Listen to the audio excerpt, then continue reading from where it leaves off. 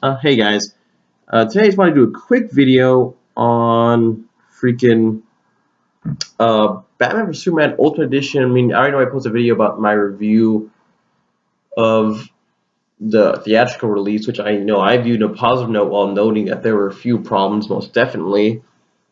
But, recently I just purchased the Ultimate Edition, which of course we all knew that was going to happen. And I just want to share some of my thoughts on it because, I mean, the general point about the movie is the Ultimate Edition. I mean, Ultimate Edition is not going to change whether you like it or dislike the movie, honestly.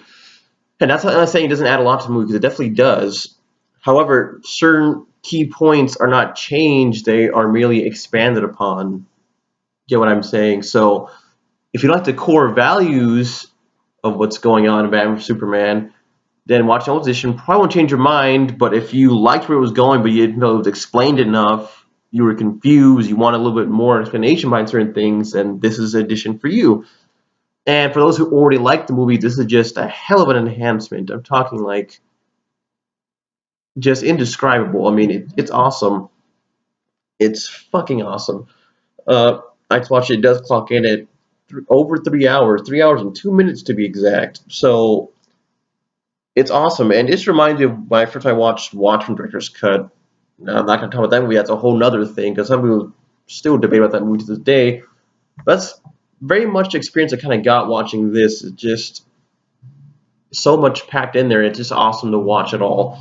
Uh, Basically, it's a fan's dream to watch. I always thought you could use an extended version to explain a lot of what was happening in the movie.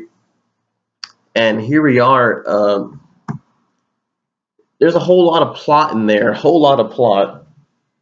And I'm just amazed to see every second of it.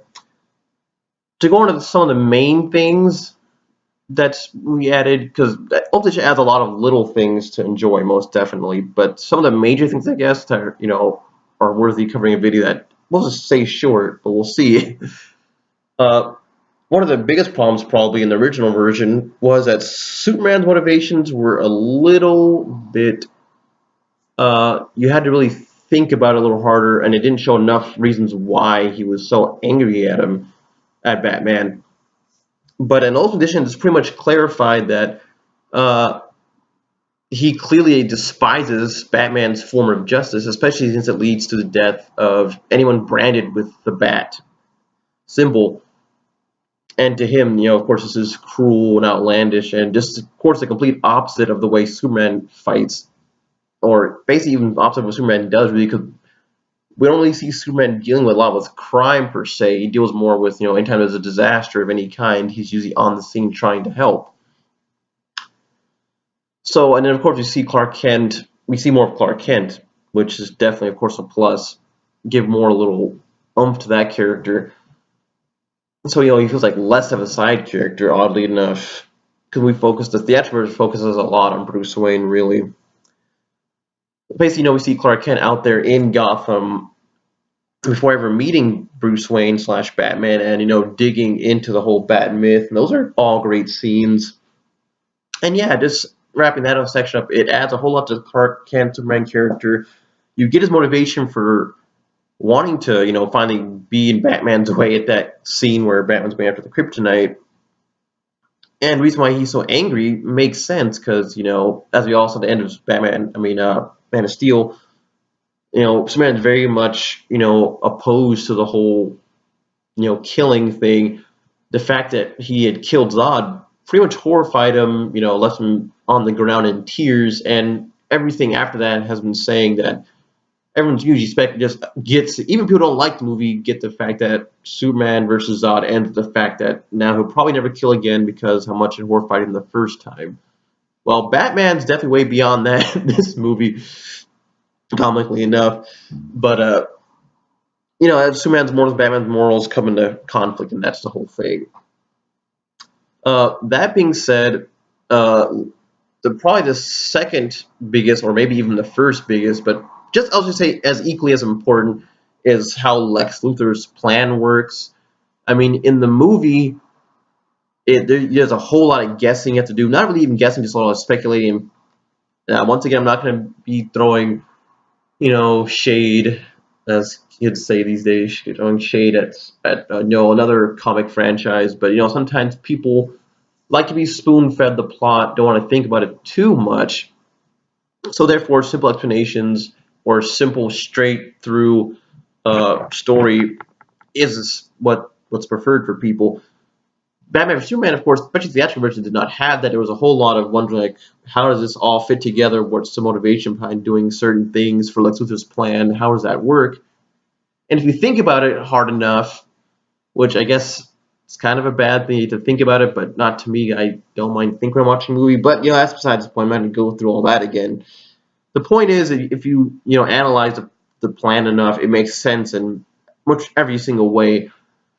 And the only thing that Ultimate Edition did is make it make even more sense. You get why he does it. I mean, the whole plan is basically a set of contingencies made to bring together conflict between two of the world's greatest heroes in a moment that's meant to basically test out a theory. Either Superman will fail because he's not a god, or either he will prove that God is not all good by winning, and in this case lethally.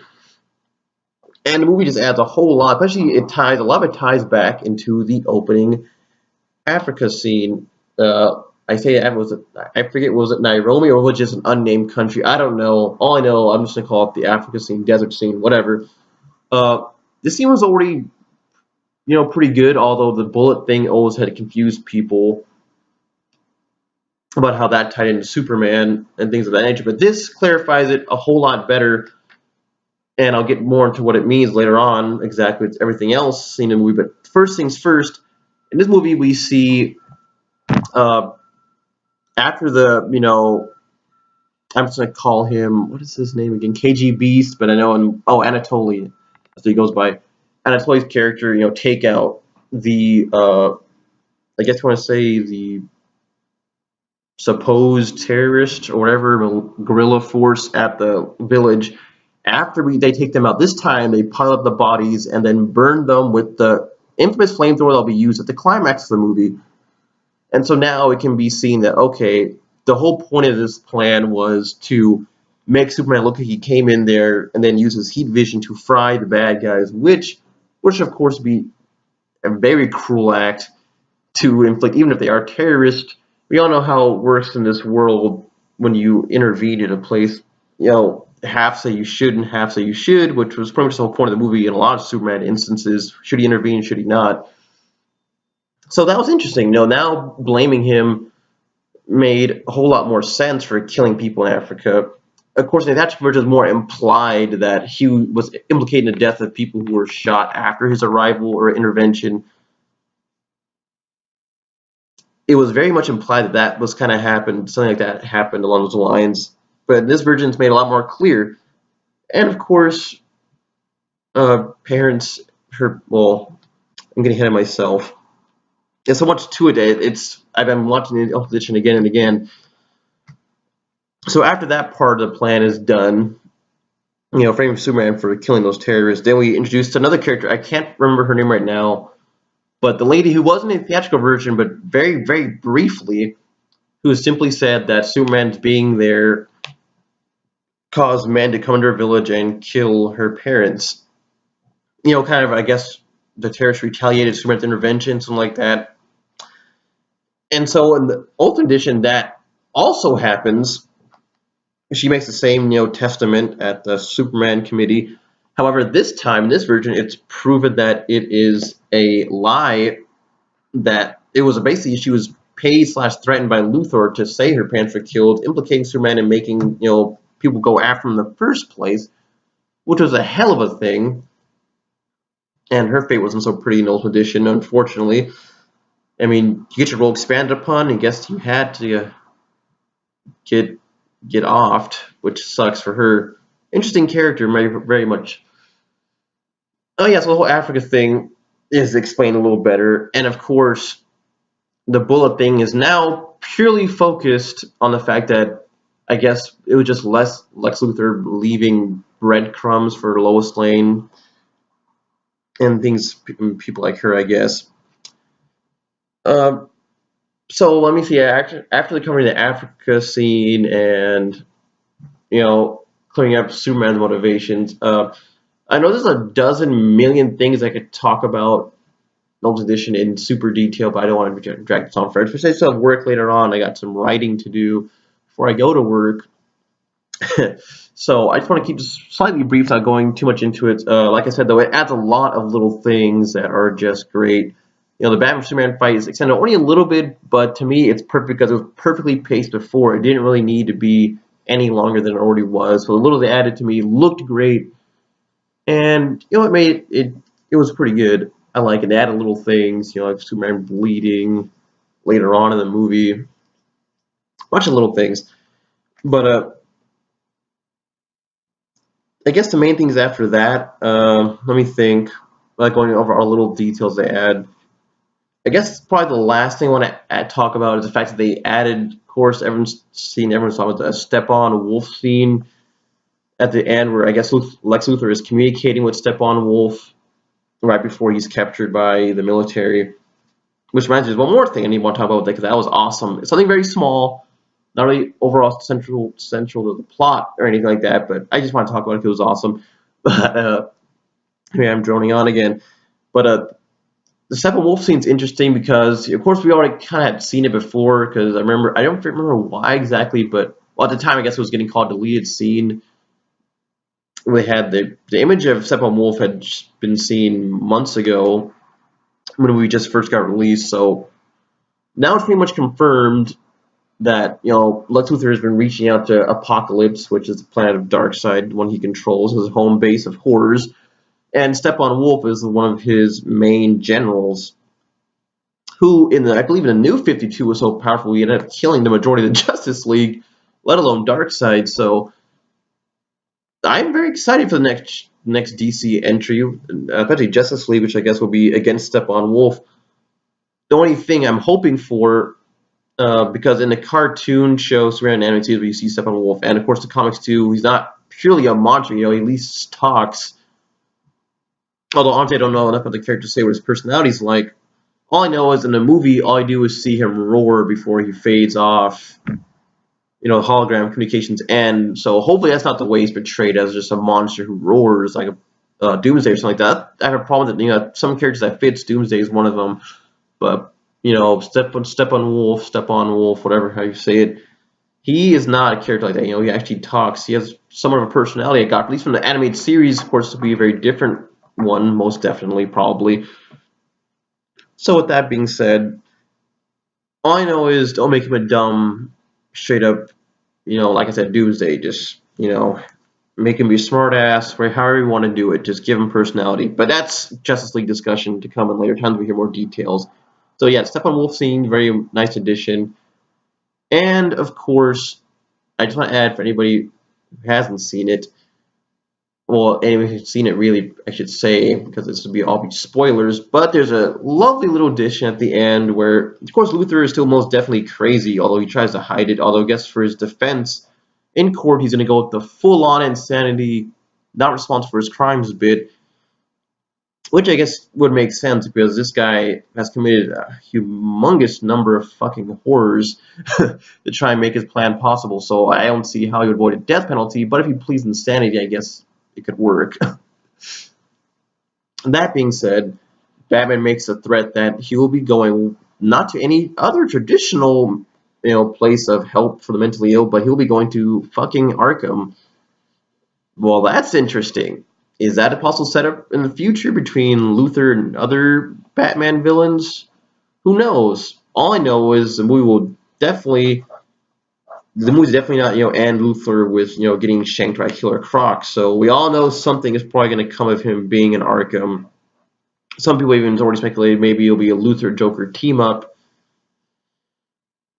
And I don't know about that.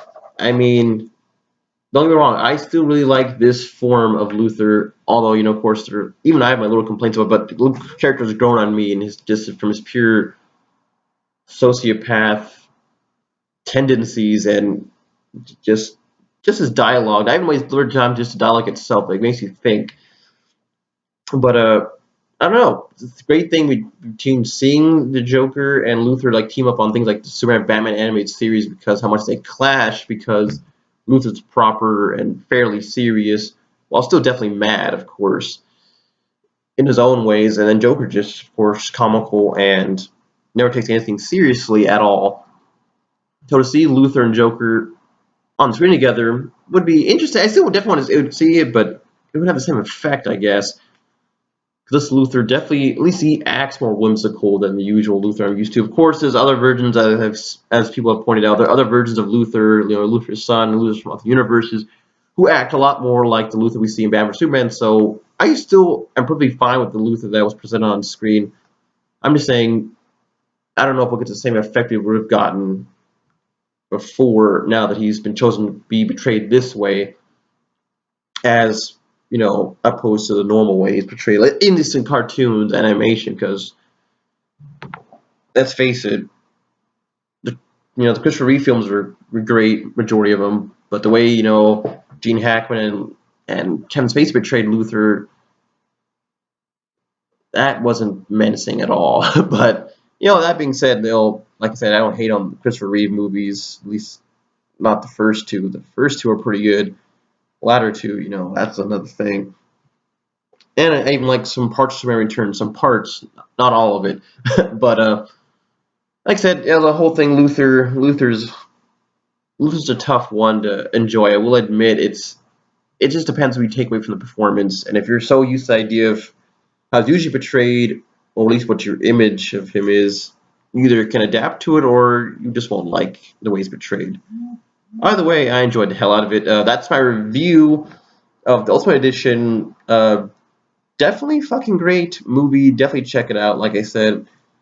And like I mentioned in the beginning of the video, if you're expecting this movie to turn your opinion around on its head about Batman vs Superman, don't expect to do that, because while expanding upon the ideas, it does not change the ideas presented in the movie.